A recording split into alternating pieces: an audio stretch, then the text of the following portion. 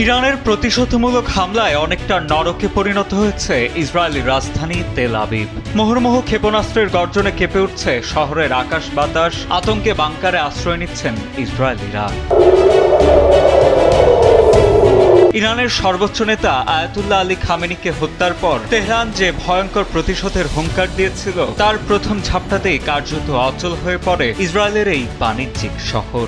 আধুনিক প্রতিরক্ষা ব্যবস্থা ভেদ করে ইরানি ক্ষেপণাস্ত্র সরাসরি আঘাত হানায় এখন সেখানে শুধুই ধ্বংসস্তূপ আর হাহাকার। তেল আবিবে ক্ষেপণাস্ত্রের আঘাতে সৃষ্ট বিশাল গর্তেই এখন ধ্বংসের চিত্র।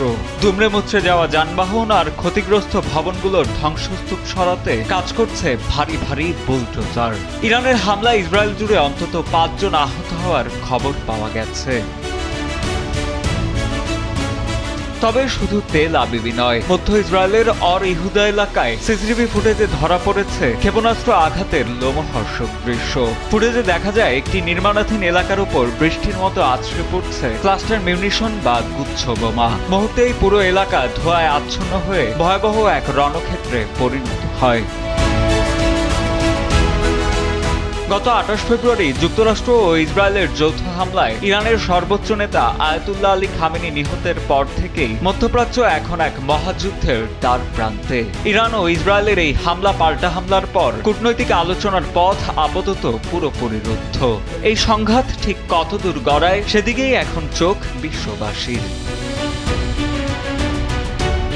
সাজিদ আনিল, ডেস্ক রিপোর্ট, সময়ের আলো।